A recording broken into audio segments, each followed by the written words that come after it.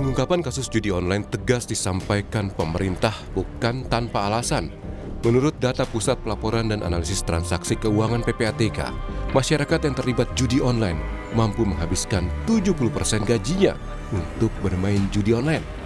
Penggunaan dana judi online dibandingkan dengan penghasilan, jika kita lihat penghasilan orang dibandingkan dengan berapa yang dia pakai itu sudah sampai 69, hampir 70% penghasilan legal dia diperoleh itu untuk digunakan untuk judi online. Kalau dulu orang terima 1 juta hanya akan menggunakan 100 ribu, 200 ribu untuk judi online, sekarang sudah hampir 900 ribunya dia pakai untuk judi online. Jadi kita melihat semakin ediknya masyarakat untuk melakukan judi online. Belasan oknum pegawai Kementerian Komunikasi dan Digital Komdigi sudah menjadi tersangka dalam kasus judi online. Polisi bilang ada oknum pegawai Komdigi yang sengaja menyusupkan salah satu tersangka sebagai tenaga pendukung teknis sistem pemblokiran konten negatif di Komdigi. Yang telah ditetapkan sebagai DPO berinisial A. Penyidik juga telah mengidentifikasi tersangka DPO lain dengan inisial M. Maka penyidik Subdit Jatangras di Treskrimum Polda Metro Jaya masih terus melakukan pengejaran secara intensif. Komisi 1 DPR sempat menggelar rapat dengan Kementerian Komdigi yang dulu bernama Kementerian Komunikasi dan Informatika. Anggota Komisi 1 DPR menyinggung adanya kesalahan di kementerian pada era menteri sebelumnya. Bukan memblokir situs judi online, tapi malah situs WordPress. Saya conference call dengan pegiat media sosial namanya Roy Sakti dan Mr. Bird. Mungkin teman-teman Kominfo sudah tahu siapa Mr. Bird. Kenapa saya bilang sudah tahu? Karena Mr. Bird dipanggil Kominfo tanggal 12 Agustus 2024. Mr. Bird di situ menyatakan bahwa situs yang diblokir oleh Kemenkominfo pada waktu itu bukan situs judi online, tapi situs WordPress. Dan dipanggil, disuruh membuktikan dan dibuktikan di Kominfo, bertemu dengan Pak Bima dan Pak Bintang. Sebelumnya, polisi kembali menetapkan 2 tersangka baru kasus judi online yang melibatkan pegawai Kementerian Komunikasi dan Digital. 2 tersangka masuk dalam daftar pencarian orang. Sudah ada belasan orang yang menjadi tersangka dalam kasus ini. Tim Liputan, Kompas TV.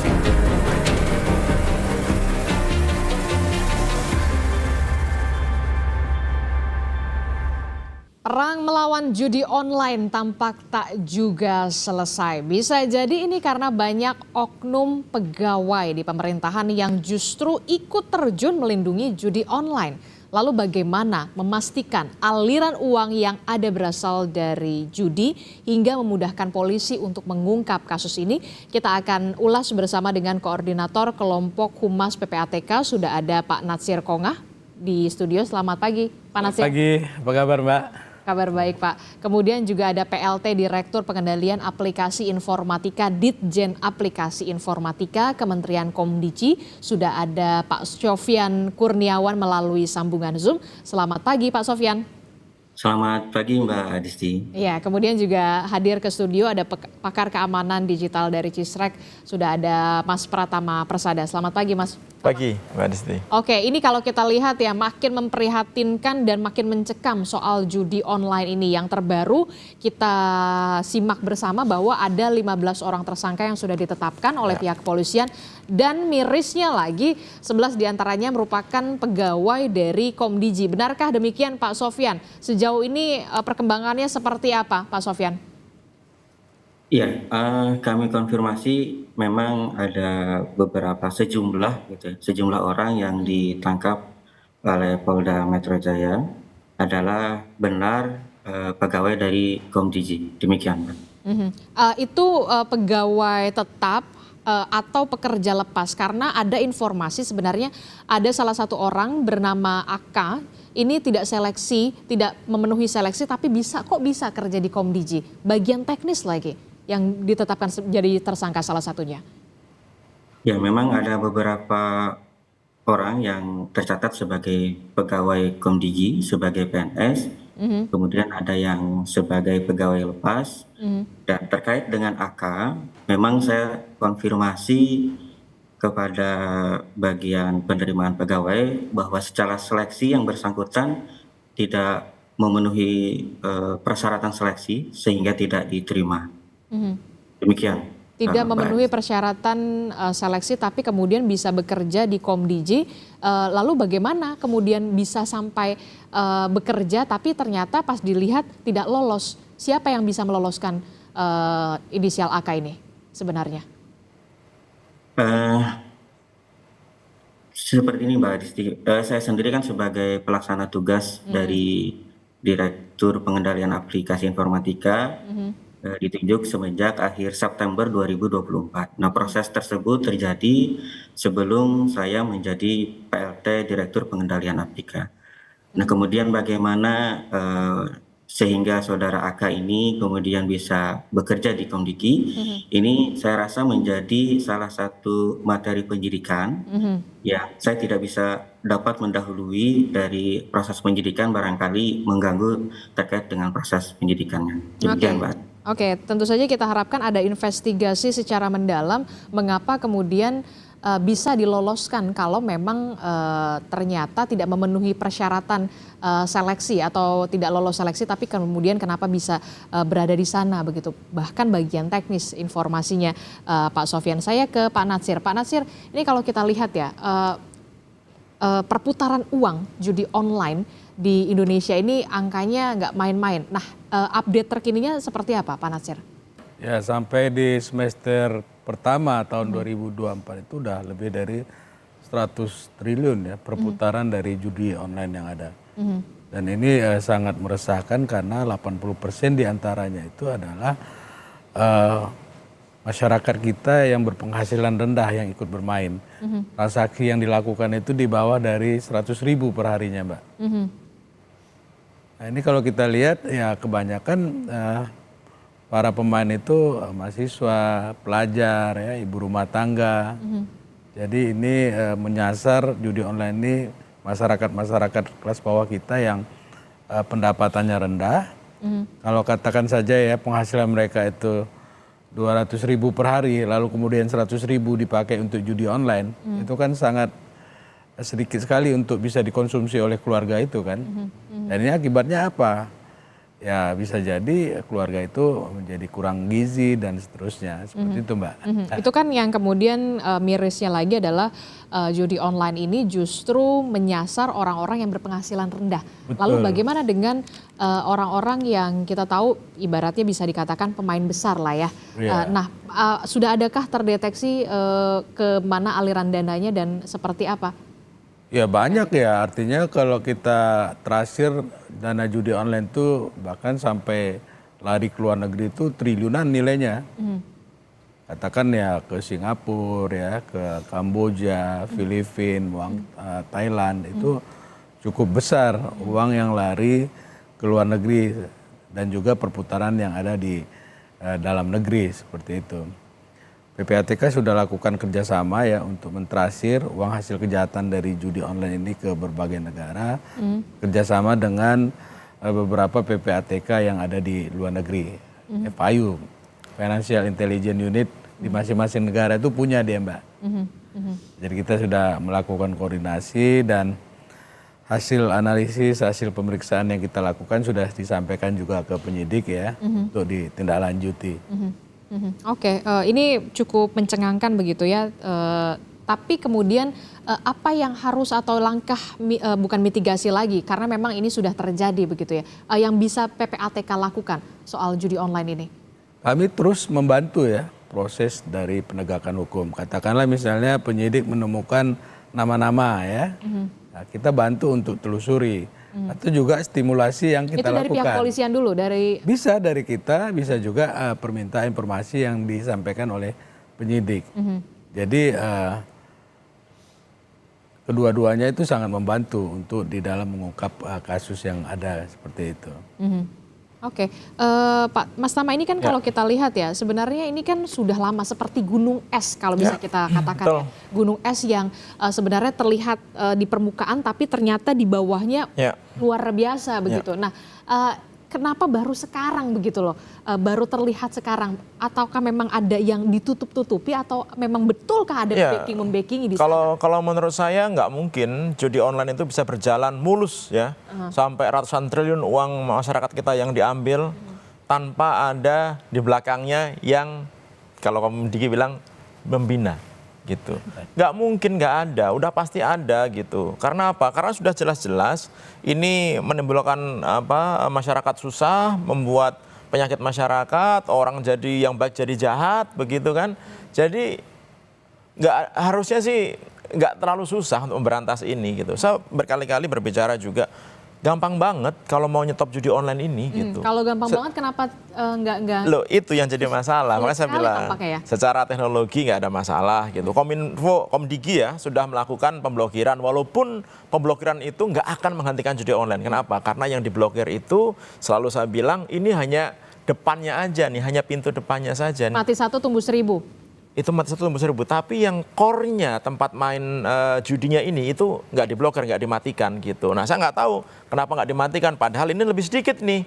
Cuma ada sekitar 5, nggak nyampe 10 server yang digunakan untuk game judi online. Jadi dari jutaan website yang diblokir tadi gitu, dan sekarang orang masih bisa login, itu masuknya hanya ke beberapa permainan judi online aja gitu, pasti sama semuanya gitu, agennya ribuan banyak, mainnya yang digunakan sama. Nah, ini aja yang diblokir, nah itu belum diblokir gitu oleh Komdigi. Kemarin sudah saya sampaikan kepada Bu Menteri gitu bahwa ini harus segera diblokir karena nggak susah mengidentifikasi server ini. Yang kedua, tadi Pak Nasir sudah menyebutkan, PPATK itu udah tahu by name, by address orang-orang yang menerima hasil dari judi online ini. Perusahaan-perusahaan mana yang sudah digunakan untuk penampungan uang judi online ini. Tinggal ditangkap gitu. Cuma PPATK nggak ada wewenang untuk melakukan itu. Betulkah tidak ada kewenangan itu? Nggak ada. Komdigi juga nggak ada wewenang untuk itu gitu. Oleh yang punya kewenangan itu jadinya siapa? Bagian penindakan. Jadi Satgas Judi Online itu dibagi 2, penindakan dan pencegahan. Komdigi dan PPATK masuk di pencegahan. Di penindakannya ada Polri, ada Kejaksaan gitu. Ya kalau udah ada datanya kan harusnya tinggal ditangkap. Nah, ini kan ternyata enggak. Kemarin ketika ada penangkapan 11 orang staf dari Komdigi itu gitu, saya juga akhirnya bisa mengerti gitu. Kenapa? Karena ternyata proses kerja yang selama ini ada di Komdigi gitu, itu memang membuat celah agar sistem ini bisa disalahgunakan. Kenapa saya bilang seperti itu? Antara tim yang melakukan crawling informasi yang akan diblokir, ngumpulin data-data situs yang mau diblokir, dengan tim yang melakukan blokir itu sendiri, itu berbeda gitu. Dan tim ini yang memberikan data ini nggak bisa memverifikasi karena udah beda direktorat gitu. Sehingga alat yang digunakan untuk ngeblokir ini bisa dimanfaatkan. Kemudian yang kedua, ternyata sistem yang untuk melakukan blokir itu masih ada celah di remote dari luar. Karena itulah kenapa kemarin dibuat kantor satelit di Bekasi kan gitu. Karena bisa digunakan gitu dari luar gitu. Kenapa bisa digunakan dari luar? Karena ternyata dulu ketika Covid orang work from home, dikasih akses untuk di luar, lupa nggak ditutup. Nah, yang bertanggung jawab terhadap mesin ini adalah orang-orang yang kemarin itu ditangkap. Makanya nggak akan bisa selesai. Kenapa? Karena mereka sebagai pemain, mereka sebagai wasitnya juga. Jadi mereka bisa milih-milih mana yang mau diblokir, mana nggak bisa diblokir. Jadi gitu. mereka yang memfilter ini yang diblokir, yang ini yang enggak. Iya, jadi kalau menurut saya ini nggak ada hubungannya sama menterinya. Menteri mungkin nggak tahu gitu. Bu Menteri Komdigi juga nggak akan tahu kalau ternyata seperti itu. Pasti gitu. dia kaget ketika melihat. Kaget lah gitu. Makanya kemarin instruksinya udah hajar habis aja ini gitu. Ya udah, kalau mau dihajar habis, ayo kita sekarang buka-bukaan. Makanya kemarin kita sarankan, ya sudah, kalau dari tim crawling yang menemukan data-data di mana website judi online, server judi online, publish aja ke masyarakat, biar masyarakat itu nanti akan memverifikasi. Kalau sampai ada yang nggak diblokir, berarti ada yang main lagi di situ. Gitu ada sebenarnya. apa ini? Kenapa? Dan beliau setuju loh gitu, bagus itu gitu. Artinya emang mau transparan nih Komdigi ini, dan ini harus kita dukung. Kemudian ya nggak bisa kerja sendiri, Komdigi nggak bisa kerja sendiri, PPATK nggak bisa kerja sendiri. Harus ada nih yang penindakan, penegakan hukum juga harus larinya harus kencengnya sama gitu. Kalau menurut saya ya.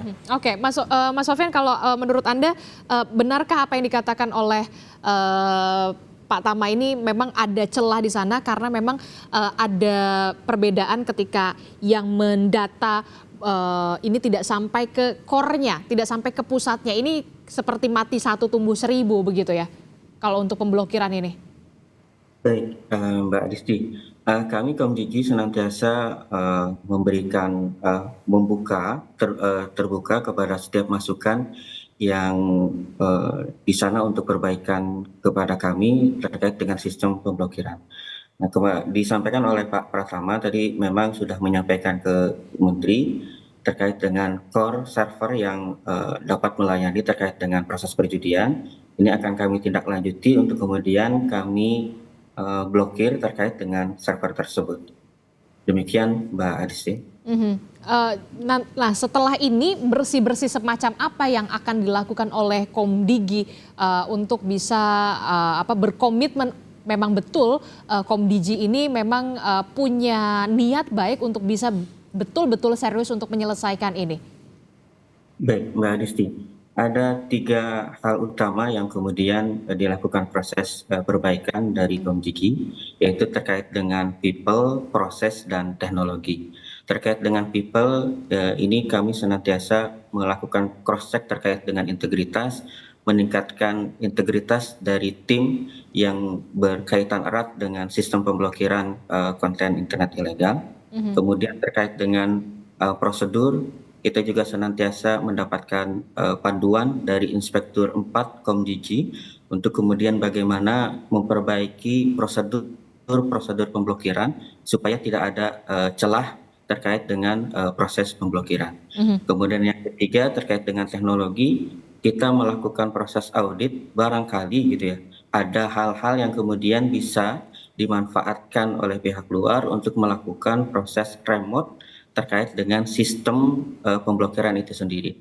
Ini juga kami bekerjasama dengan tim audit IT internal Komdigi dari PDSI untuk kemudian bisa melakukan proses audit terkait dengan sistem yang kami miliki untuk proses pemblokiran. Oke, pada saat RDP kalau tidak salah bersama dengan Komisi 1 DPR, kemudian ada salah satu anggota Komisi 1 DPR yang mengatakan Kominfo di era Pak Budi Ari ini memblokir WordPress, bukan situs judi online. Jawaban Anda?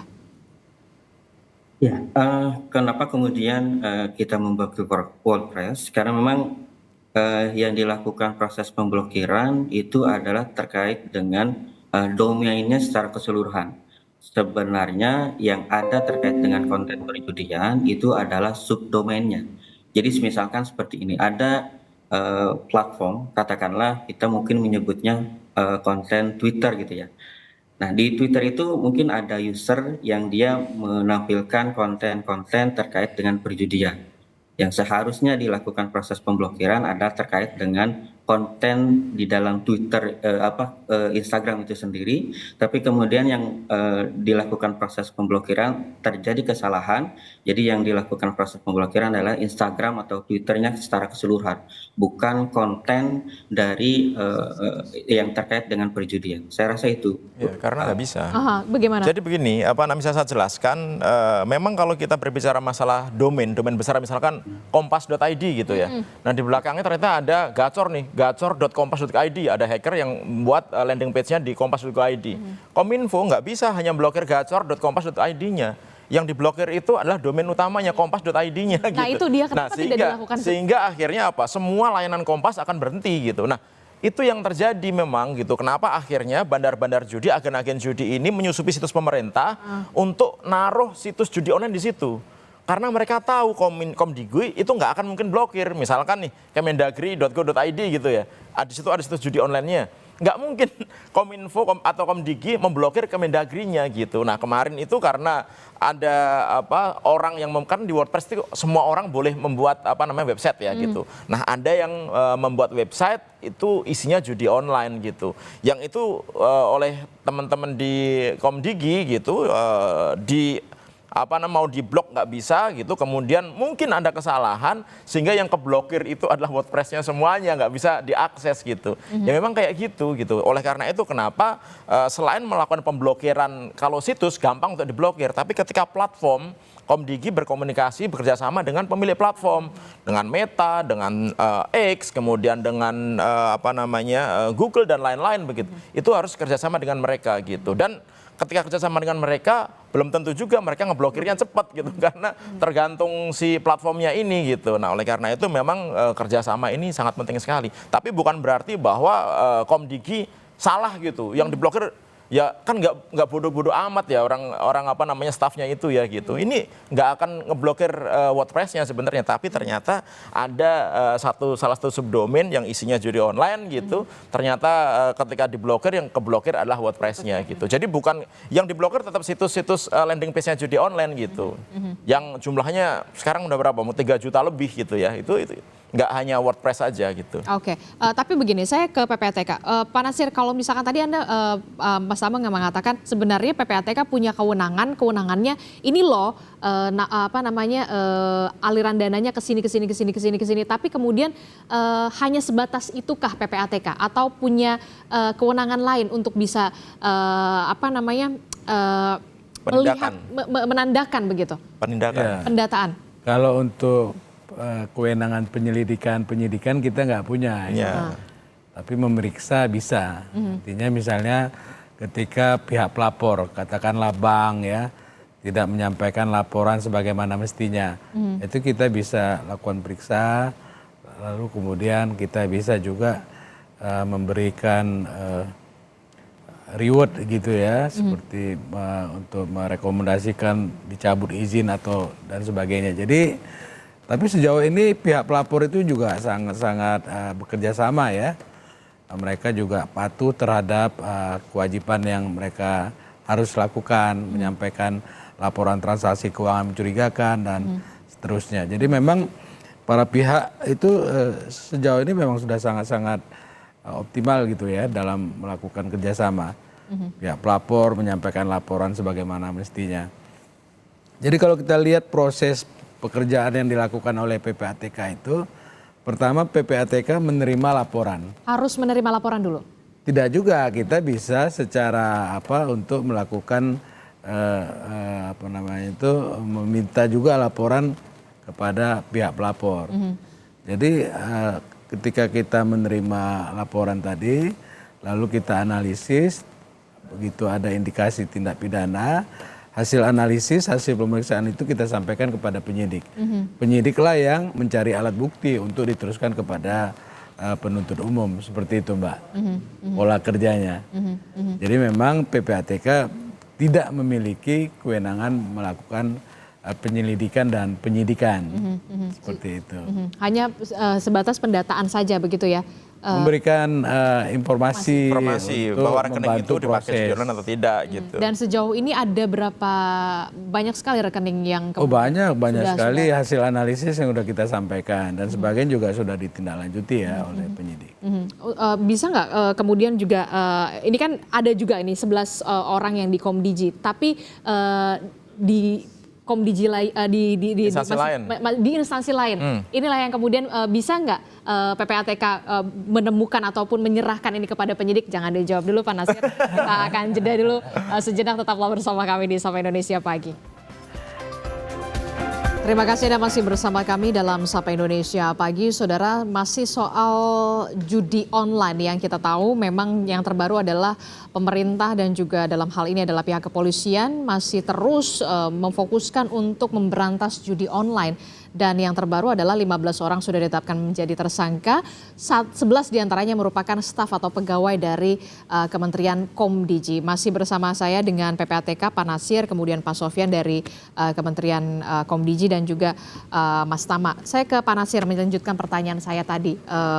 Pak Nasir, nah kalau ini kan sorotannya memang lagi ke Komdigi, tapi kan tidak menutup kemungkinan seharusnya memang bersih-bersihnya itu sampai ke instansi-instansi lainnya begitu. Nah kalau dari segi data dari PPATK sendiri, dari profesi memang sudah ada pendataan tidak sebenarnya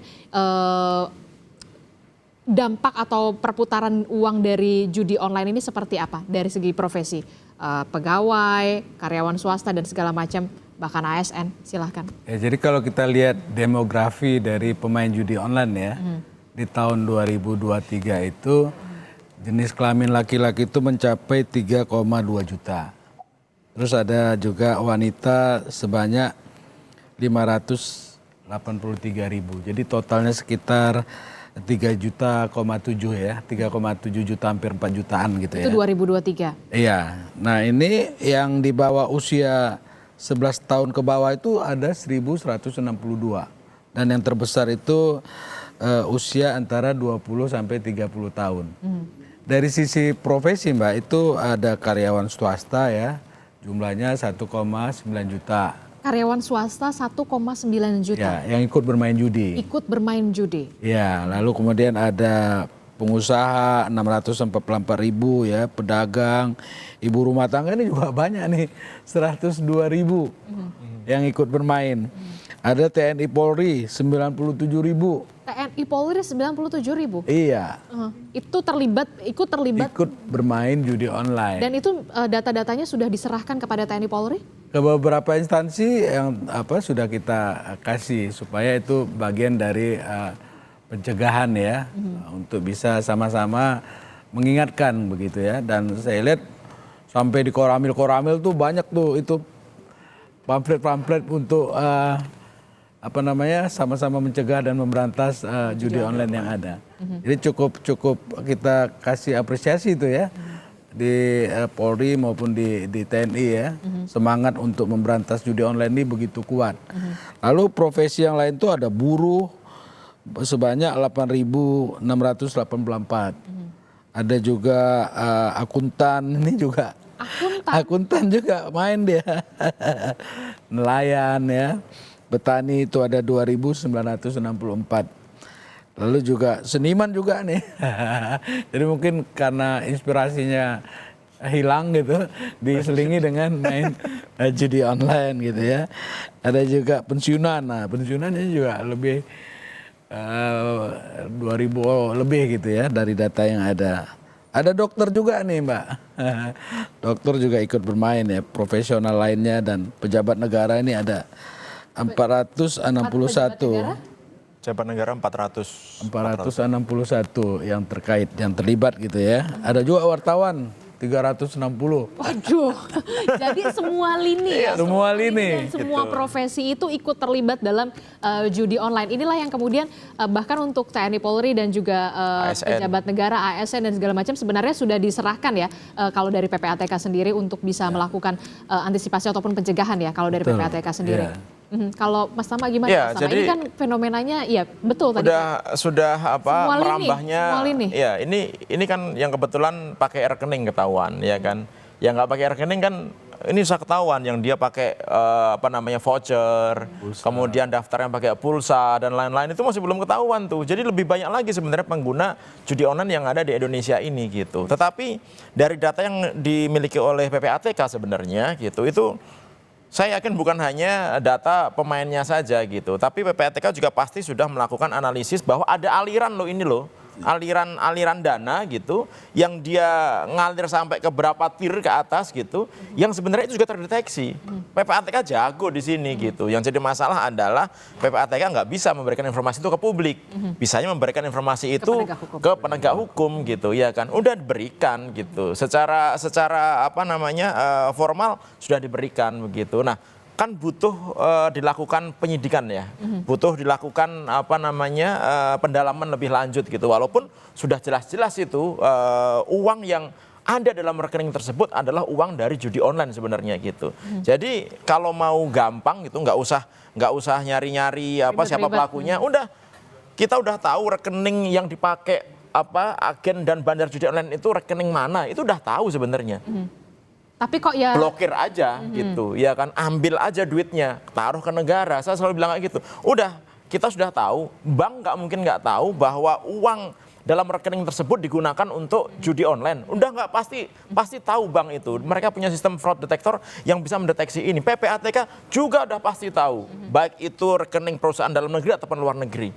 Jadi kalau mau berani nih gitu, ini kan udah ada Satgas nih ya, kemarin dibuat desk lagi di Menko Polkam. Udah yang ketahuan bahwa itu duit dipakai untuk judi, perputaran uang judi, ambil aja buat negara, simpen dalam kas negara, dipakai untuk bantu makan siang bergizi itu. Yang nanti akan datang ngambil duitnya gitu. Nanti tinggal kita ambil aja, kenapa Anda punya rekening ini gitu. Ini duitnya buat judi online gitu. Jadi kita lebih enak, mereka datengin kita sendiri tuh. Mereka para pelaku atau yang terlibat pelaku itu. Jadi simpel sebenarnya. Simpel, tapi kemudian pengaplikasiannya, prakteknya itu yang kemudian jadi masalah. Ada beberapa regulasi yang nggak membolehkan itu. Oleh karena termasuk itu juga kenapa mungkin ada dugaan backing-membackingi. Nah itu juga gitu, apa namanya, karena uang yang beredar sangat banyak sekali gitu, pasti ada oknum, bukan instansi ya, ini ada oknum institusi begitu yang memang jagain agar ini tetap jalan, karena duit yang mengalir itu banyak gitu, dan duitnya ini sudah kemana-mana gitu. Sebenarnya PPATK juga tahu ini duitnya kemana-mana, sebenarnya juga tahu gitu, cuma nggak mau ngomong aja gitu. Tapi ini duit udah mengalir kemana-mana. Oleh karena itu kenapa kok susah sekali memberantas judi online ini? Jadi nggak bisa hanya Komdigi doang yang dibersih-bersihkan. Semua instansi yang terlibat harus dibersih-bersihkan. Kalau mau niat ya gitu. Nah yang jadi masalah ini niat apa enggak? Pak Presiden sudah perintah, Bu Menteri Komdigi sudah perintah, Pak Kapolri juga sudah perintah gitu. Nah saya nggak ngerti kendalanya sekarang ada di mana. Ini stucknya nih di mana? Ini bottlenecknya ada di mana? Nah itu yang harus dicari nih gitu. Supaya apa? Supaya pemberantasan ini bisa cepat diselesaikan gitu. Oke. Pak Sofyan, kalau kita lihat ini kan memang sudah ada niat serius begitu dari Menteri Anda begitu ya, Menteri Komdigi Bu Mutia Hafid begitu ya, untuk bisa benar-benar membersihkan Komdigi ini jangan sampai ada membackingi. Nah kalau dari Komdigi sendiri investigasi internalnya sudah berjalan sejauh ini seperti apa? Baik, secara investigasi internal kita melakukan proses audit terhadap sistem. Di sistem itu memang ditelusuri apakah terdapat backdoor atau tidak. Ini masih dalam proses pencarian. Kemudian yang berikutnya terkait dengan investigasi internal, kita mencoba melakukan proses rolling. Jadi seseorang yang sebelumnya ada di posisi terkait dengan verifikasi dengan judi online, kita coba rolling terlebih dahulu, sehingga kalaupun memang masih terindikasi itu komunikasinya terputus gitu ya, karena dengan yang sebelumnya menjadi verifikator judi online, kita switch terlebih dahulu, tidak memegang hal tersebut. Demikian Mbak Adisti.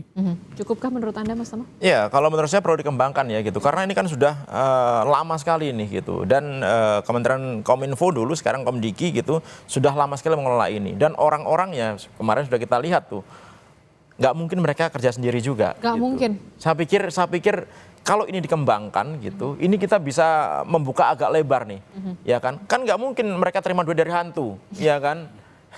Yang tiba-tiba dia dapat duit gitu, pasti ada aliran uang ini ada gitu. PPATK bisa memiliki analis untuk follow the money gitu. Kalau itu dikembangkan benar ya, kerjasama benar gitu, masing-masing orang itu dicek duitnya siapa yang terima, pasti juga nggak akan pakai rekening mereka, karena mereka pasti tahu mereka akan ketahuan kalau pakai rekening mereka, pasti pakai rekening-rekening lain. Tapi bukan berarti nggak bisa dicek dari mana dia nerimanya, bagaimana sih komunikasinya mereka dengan para agen, para bandar itu gitu, bagaimana pengiriman uangnya, kapan mereka ngambilnya, bagaimana pembagiannya dan lain itu. Kalau misalkan benar-benar niat ya mau telusuri, itu pasti akan ketahuan. Naik-naiknya itu pasti akan ketahuan, sampai ujungnya ke pejabat mana nih yang terima sebenarnya, pasti ketahuan gitu. Walaupun kemarin si penanggung jawab itu bilang itu hasil saya sendiri gitu. Nggak mungkin dia hasil kerja sendiri kalau menurut saya gitu, nggak ada backingan juga dari tempat lain gitu ya kan, minimal dia ada backingan dari luar gitu, institusi luar atau orang kuat di luar gitu yang mungkin bisa menjamin tenang aja nanti kamu akan kita amankan kalau terjadi apa-apa, mungkin kayak gitu. Jadi ini harus diikuti, nggak cukup hanya 11 staf Komdigi aja gitu, tapi ini harus dikembangkan sehingga kita bisa tahu dengan jelas gitu ternyata bahwa ini loh orang-orang yang ternyata jagain agar judi online tetap ada di Indonesia gitu, dan kita mau itu semua dihabisin. Gitu. Jangan berhenti sampai di 11 orang ini saja atau 15 orang ini saja begitu. Pemerintah harus benar-benar bisa mencari sendiri ibaratnya ya, walaupun memang seperti bisa dikatakan seperti mencari mengulur benang yang sudah kusut begitu ya, Pak Nasir. Termasuk juga sebentar sedikit Mbak, termasuk juga adalah ketika polisi berhasil melakukan penangkapan terhadap agen-agen judi online gitu, itu jangan hanya ditangkap, alatnya jangan hanya disita, di alat-alat yang digunakan itu, contohnya komputer-komputer yang dipakai, itu pasti ada satu komputer yang digunakan komunikasi dengan si bandarnya itu yang harus diforensik, di digital forensik gitu, sehingga kita bisa tahu arahnya kemana, alirannya kemana, ngasih duitnya mereka kemana, yang katanya bagi-bagi jatah untuk aparat itu kemana mereka kirimnya. Nah itu kan bisa ketahuan sebenarnya gitu. Jadi jangan hanya ditangkap kemudian diproses, tapi peralatannya ini juga harus ditelusuri kemana, karena peralatan nggak mungkin bohong. Kalau orang mungkin bisa bohong, ya kan, dia ngaku bahwa dia kerja sendiri dan lain-lain, tapi ini peralatan teknologi nggak mungkin bohong, pasti akan ada suaranya kalau kita dalami gitu. Nah itu yang menurut saya penting untuk dilakukan nextnya. Oke, Pak Nasir, kalau kita lihat ya, kan ini kan sudah semua lini ya, sebuah profesi dari kalangan atas sampai kalangan bawah begitu berpenghasilan rendah. Apa sebenarnya yang bisa dikatakan masih menjadi daya tarik begitu untuk judi online? Padahal kita sudah tidak kurang-kurangnya ya sosialisasi kalau nggak ada manfaatnya lah judi online ini.